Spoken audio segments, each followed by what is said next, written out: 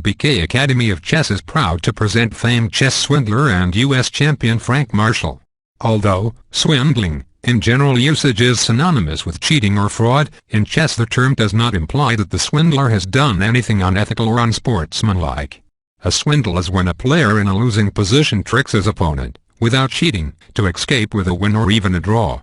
Even though some regard this as robbing the opponent of a well-earned victory, some of the best swindles are applauded for their artistic qualities, and some even become famous. The ability to swindle one's way out of a lost position is a useful skill for any chess player, and Frank Marshall was proud of his reputation as a swindler, and even wrote a book entitled Marshall's Chess, Swindles. His most famous swindles comes from the game Marshall vs. Marco, Monte Carlo 1904. Marshall wrote of the position, "White's position has become desperate, as the hostile b-pawn must queen. So how should White play?" To appreciate the swindle, pause the video to get an understanding of what's going on.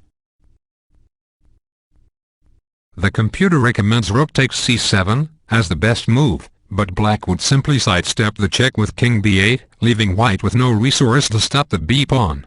Marshall played c6, so what do you think? Should black take the pawn? If not, how should black play?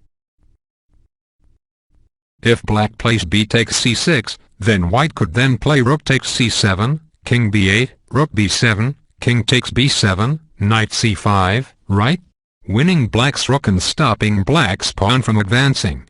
However, this line is winning for black, and Marshall may have seen this, because if play continues with king a7, knight takes a4, bishop d4, trapping the knight, king f3, king a6, king e4, king a5, king takes d4, king takes a4, king c3, king a3, black's pawn queens after all. And guess what happened after Marshall played c6? Marco immediately blundered with bishop e5, mistakenly thinking that this would put an end to Marshall's tricks. And the game continued with c takes b7. Now, can black take the pawn? Black played king b8, because taking the pawn with king takes b7 loses the rook with knight c5, so after king b8, Marshall played knight c5, and the game continued with rook a2, king h3, b2, rook e7, king a7, wait 1 minute, let's back up, so, why not queen the b-pawn?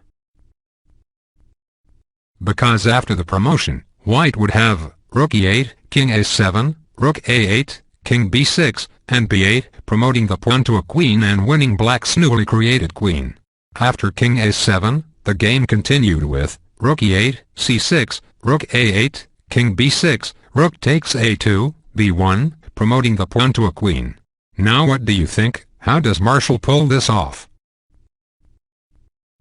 How would you play? Pause the video if you need time.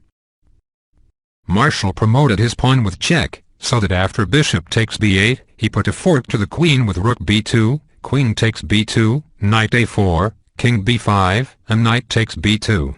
For all you Chess.com Diamond members, in the Chess.com video titled Practical Defense 3, Grandmaster Tactician teaches us that when defending a losing position, if you have to choose between two roads, one leading down a long road to losing without many complications and the other road is short but tactical, take the short tactical road even if you see that it's losing, because your opponent has a better chance at making a mistake, due to the tactical complications.